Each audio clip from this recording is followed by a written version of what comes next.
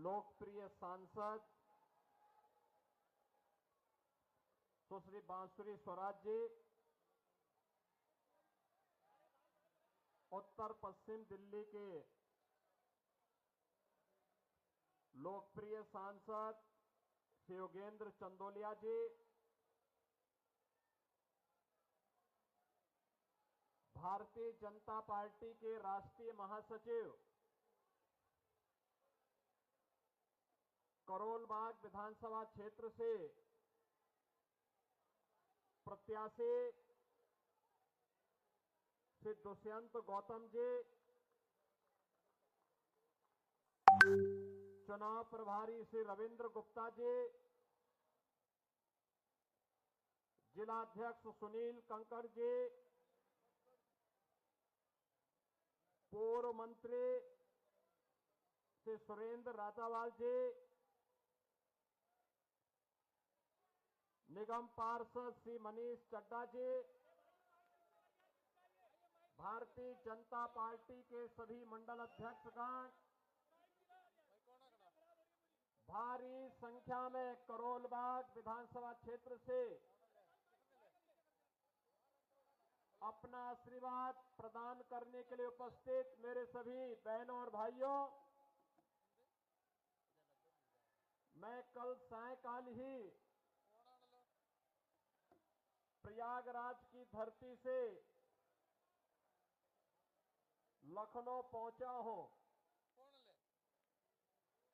इस सदी का महाकुंभ इस समय प्रयागराज में चल रहा है। मां गंगा, यमुना और मां सरस्वती के पावन त्रिवेणी के संगम पर पिछले 10 वर्ष 10 दिनों के अंदर लगभग 10 करोड़ श्रद्धालुओं ने संगम में डुबकी लगा करके वहां पर पुण्य के भागीदार बने हैं। बहनों और भाइयों, अगले 35 दिनों तक यह सिलसिला चलेगा और इन 35 दिनों, कुल 45 दिनों में प्रयागराज की धरती पर 45 करोड़ श्रद्धालु आकर के पुण्य का भागीदार बनेगा। ये डबल इंजन सरकार, भारतीय जनता पार्टी की डबल इंजन सरकार आस्था को सम्मान देकर के अर्थव्यवस्था का उन्नयन करने का कार्य कर रही है। ये केवल भारतीय जनता पार्टी कर सकती है। आस्था का भी सम्मान है और अर्थव्यवस्था को उसके माध्यम से एक नई गति देने का भी वहां माध्यम बना हुआ है। उत्तर प्रदेश सरकार और केंद्र सरकार ने मिलकर के महाकुंभ के महाआयोजन में 7,500 करोड़ रुपए खर्च किए, लेकिन इससे उत्तर प्रदेश की अर्थव्यवस्था में 2 लाख करोड़ रुपए से अधिक की वृद्धि होने वाली है। लाखों नौजवानों के लिए नए रोजगार का सृजन होने वाला है। उत्तर प्रदेश के बारे में जनता की धारणा को बदलने वाला है और उत्तर प्रदेश में पर्यटन के एक नए सर्किट के रूप में प्रयागराज, अयोध्या और काशी का दर्शन देश और दुनिया को करने का अवसर प्राप्त हो रहा है। बहनों और भाइयों, अनुमान करिए आज से 10 वर्ष पहले उत्तर प्रदेश के बारे में लोगों की क्या धारणा बन चुकी थी।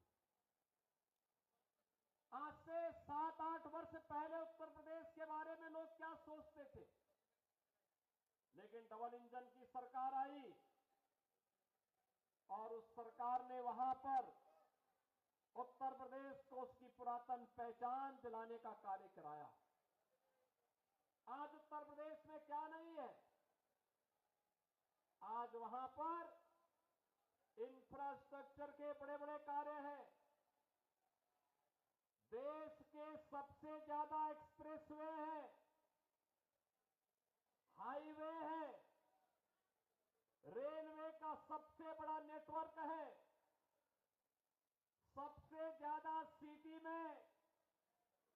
मेट्रो का संचालन हो रहा है और वहां के स्वच्छता को अगर आप तुलना करेंगे तो आपको आज नजर आएगा। ज्यादा दूर मत जाइए, दिल्ली से लगे हुए उत्तर प्रदेश के महानगरों को देख लीजिए और दिल्ली के अंदर आम आदमी के कारनामों को आप तुलना कर लीजिए तो आपको अंतर स्पष्ट नजर आ जाएगा। और मैं इसीलिए आपसे कहने के लिए आया हूं, दिल्ली की यात्रा आज से प्रारंभ नहीं होती। 5000 वर्षों का इतिहास है दिल्ली का। दिल्ली की 5000 वर्षों के इस इतिहास में कभी ये दिल्ली इंद्रप्रस्थ के रूप में जानी जाती थी। ये दिल्ली अपने वैभव के लिए जानी जाती थी। दिल्ली के कार्य आज से 10 वर्ष पहले तक मॉडल के रूप में देखे जाते थे। लेकिन बहनों और भाइयों, आज मुझे जब दिल्ली चुनाव प्रचार की दृष्टि से तमाम मार्गों को जाना पड़ा तो यहां पता ही नहीं लग रहा था कि सड़क है या गड्ढा है, गड्ढे में सड़क है या सड़क में गड्ढा है। और इसीलिए मुझे 1 घंटा लेट हुआ आज के कार्यक्रम में आने में। मैं भौचक था यहां पे देख करके कि राष्ट्रीय राजधानी दिल्ली की सड़कों की दुर्गति। और बहनों और भाइयों, यही नहीं, जब मैंने सड़कों पर गंदगी का ढेर देखा, कूड़ा पड़ा हुआ है, प्लास्टिक से सड़कें पटी हुई है, गंदगी का ढेर जगह जगह लगा हुआ है, गंदगी के बड़े बड़े पहाड़ दिखाई दे रहे हैं, सीवर लाइन सड़कों पे बह रही है। और दिल्ली, अभी तो ये जनवरी चल रहा है, आप देखना फरवरी के बाद जब पेयजल का संकट आता है, टैंकर माफिया यहां पे हावी होगा, तब का क्या दृश्य होता है। बहनों और भाइयों, ये दुर्गति करने का सबसे बड़ा अपराधी कोई है तो और कोई नहीं, अरविंद केजरीवाल नाम का जीव इसका सबसे बड़ा अपराधी है, सबसे बड़ा अपराधी है। बहनों और भाइयों, यहां झूठ बोलने की एटीएम है। सुबह से लेकर सायकाल तक एक से एक झूठ को बड़ी होशियारी के साथ गढ़ने वाला व्यक्ति है। और पिछले 10 वर्षों में दिल्ली की जनता को कैसा झूठों वायदे करते करते उन्होंने दिल्ली को नरक बना दिया है। और दिल्ली के आम आदमी पार्टी की सरकार के कारनामों का पाप आज उत्तर प्रदेश के मथुरा, वृंदावन जैसी पावन नगरी और आगरा जैसी पर्यटन नगरी को ही भुगतना पड़ रहा है। जब यमुना जी का पानी यही दिल्ली में एक नाले में तब्दील हो जाती है, नमामि गंगे परियोजना के माध्यम से एक और गंगा के पानी को प्रधानमंत्री मोदी जी के विजन के कारण, उनके नेतृत्व में अविरल और निर्मल उत्तर प्रदेश के अंदर बना दिया गया। उसका परिणाम है कि प्रयागराज में आप जाएंगे, कल आपने देखा होगा कि उत्तर प्रदेश सरकार का पूरा मंत्रिमंडल, 54 सदस्यीय मंत्रिमंडल ने संगम में डुबकी लगाई। एक साथ आनंद की अनुभूति, पुण्य का लाभ हमने प्राप्त किया। इसलिए क्योंकि अब प्रयागराज में मां गंगा का जल बहुत शुद्ध है, त्रिवेणी में जल बहुत शुद्ध है।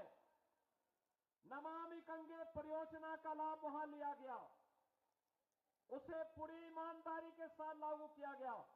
लेकिन दिल्ली के अंदर यमुना की शुद्धि हो, इसके बारे में कभी कोई चिंता से अरविंद केजरीवाल ने और उनकी टीम ने नहीं किया।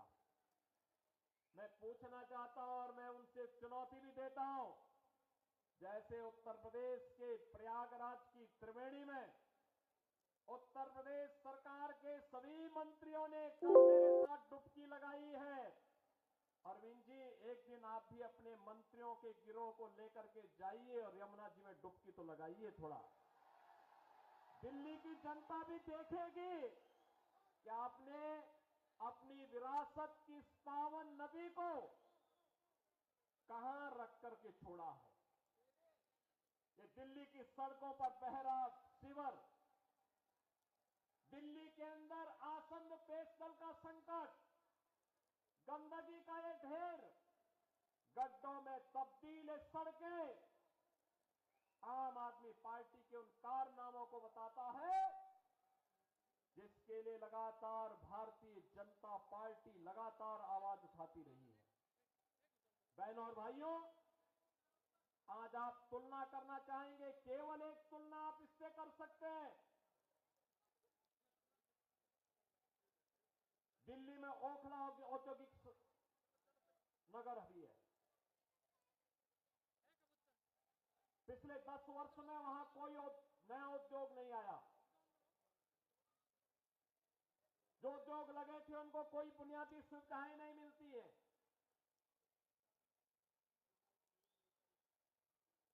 और एक न्यू ओखला के रूप में, नोएडा के रूप में आप जानते हैं, आपने देखा होगा पिछले 8 वर्ष के अंदर नोएडा, दिल्ली से लोग प्लान करके अब नोएडा में बस रहे हैं, ग्रेटर नोएडा में बस रहे हैं।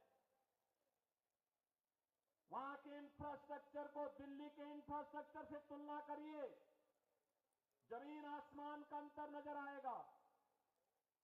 वहां की सड़कें, वहां की सुविधाएं, वहां का सिस्टम, नोएडा हो या ग्रेटर नोएडा या फिर गाजियाबाद, अगर इनकी तुलना दिल्ली के अंदर की सड़कों से करेंगे बहनों भाइयों, तो आम आदमी पार्टी स्वयं अपने अंदर झांकने के लिए मजबूर हो जाएगी और इनके सामने प्रश्न करना चाहिए कि एक बिगड़े हुए उत्तर प्रदेश को बदल करके वहां सुविधा संपन्न प्रदेश बनाने का कार्य किया, एक सुरक्षित प्रदेश बनाने का काम किया भारतीय जनता पार्टी की डबल इंजन सरकार ने। आज नोएडा, ग्रेटर नोएडा और उत्तर प्रदेश में निवेश आ रहा है, दिल्ली में निवेश 0। यहां के उद्योग, यहां पर कोई उद्योग लगे, रोजगार का सृजन हो, यहां पे आम आदमी पार्टी ने कभी इसके लिए प्रयास नहीं किया। जो उद्योग चल रहे थे बंदी के कगार पर पहुंचे, उनको रोकने के लिए कोई प्रयास नहीं किया। इनका तो एक ही उद्योग है, इन्होंने ओखला में और दिल्ली के अंदर हर महत्वपूर्ण स्थलों पर इन्होंने बांग्लादेशी घुसपैठियों को बसाने का काम किया। आपने देखा होगा अभी 2 वर्ष पहले जामिया मिलिया और उसके आसपास के क्षेत्रों में उत्तर प्रदेश सरकार की सिंचाई विभाग की जमीन पर भी इन्होंने,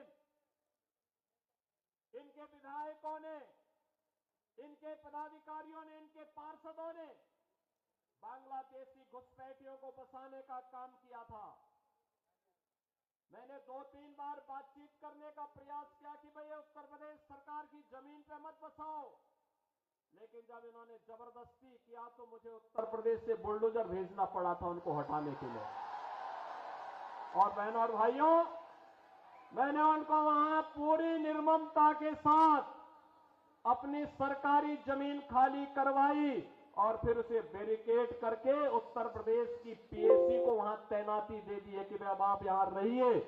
दिल्ली की जनता के लिए कोई इंस्टीट्यूशन बनेगा, कोई सुविधा बनेगी, हम वहां उनको वहां पर उनके लिए जमीन उपलब्ध करवाएंगे, लेकिन विदेशी घुसपैठियों के लिए 1 इंच जमीन हम लोग दिल्ली के अंदर नहीं देंगे।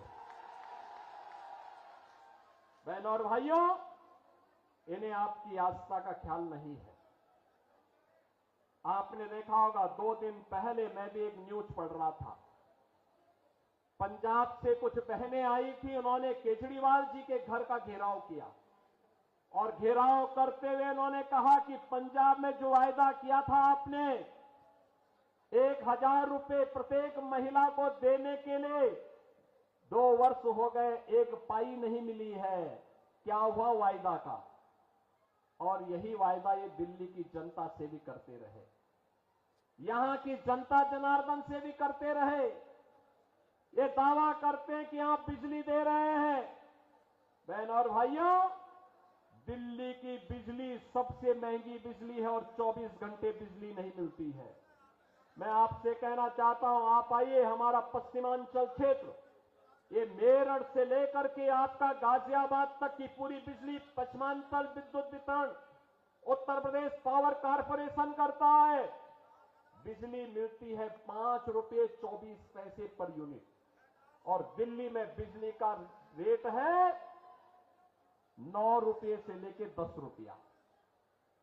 अनुमान करिए, हम लोग मेरठ हो या गाजियाबाद 24 घंटे बिजली दे रहे हैं, लेकिन दिल्ली में बिजली की कट बहुत ज्यादा है।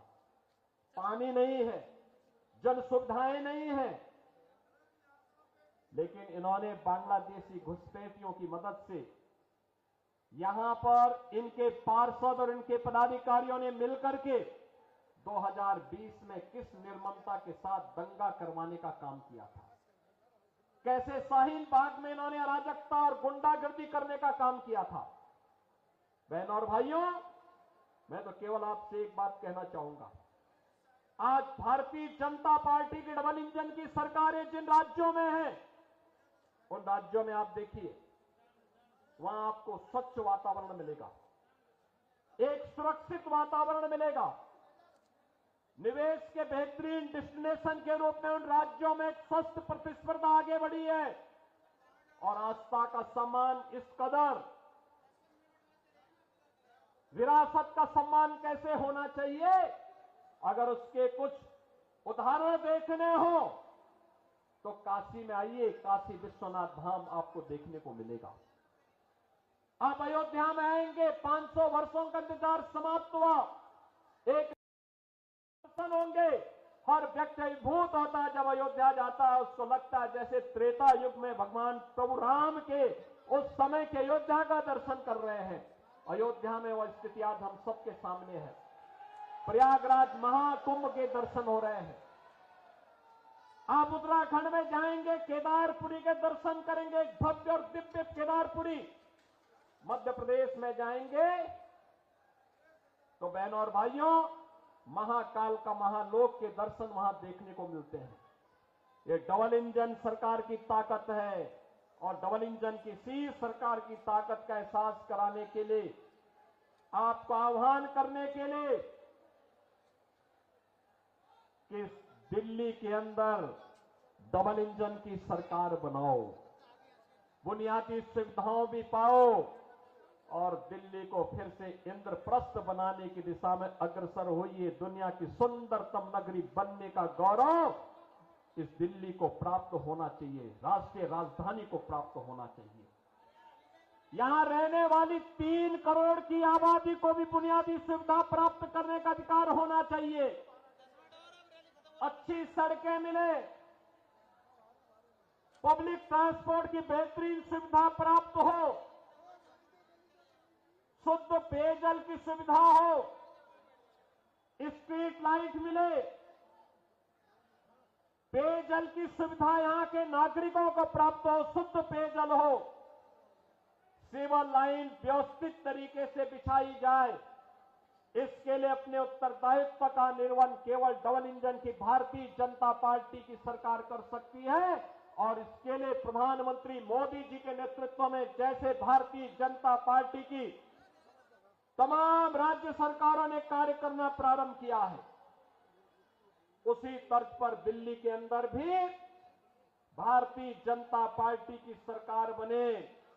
इसके लिए यहां पर दिल्ली की जनता ने अरविंद केजरीवाल जी लोकसभा चुनाव में एक ट्रेलर दिखाया है, 7 की 7 सीट भारतीय जनता पार्टी के कमल चुनाव चिन्ह को खिलाने का काम की है। याद करिए, लोकसभा चुनाव के पहले उन्होंने ताल ठोक करके कहा था कि मैं क्यों इस्तीफा दूं, ये तो जनता तय करेगी। तो जनता तो उसी समय तय कर चुकी है, लोकसभा चुनाव में तय कर चुकी है।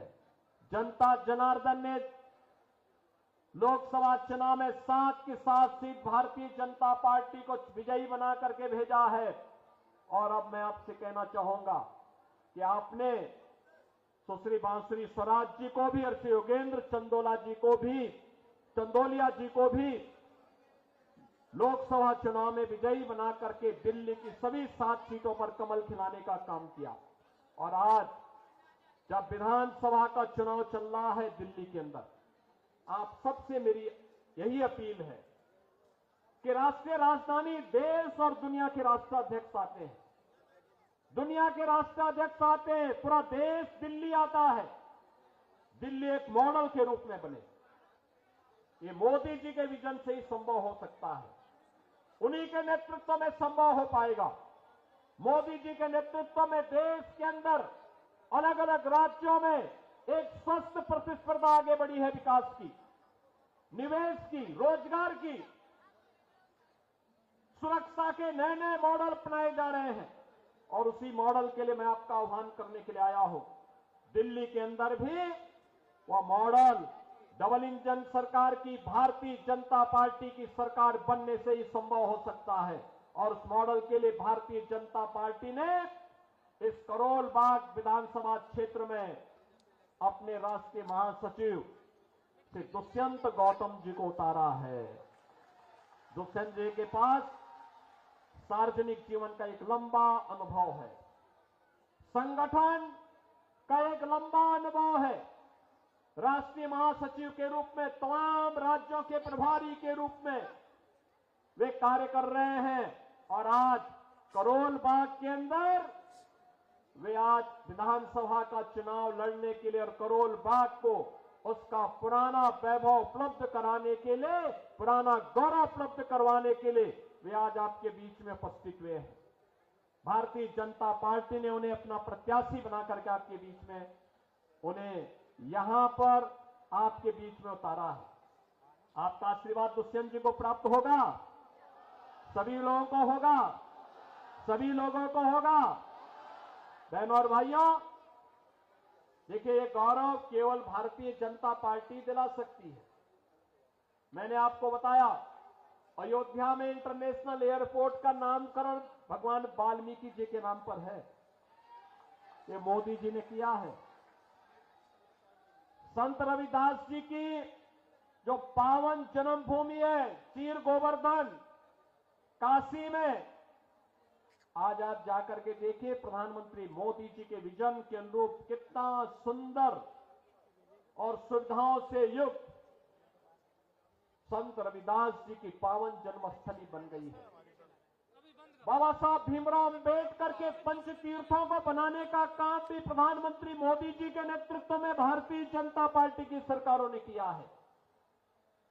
ये कांग्रेस हो या आम आदमी पार्टी, ये केवल धोखा देकर के बाबा साहब का अपमान करने वाली पार्टियां हैं।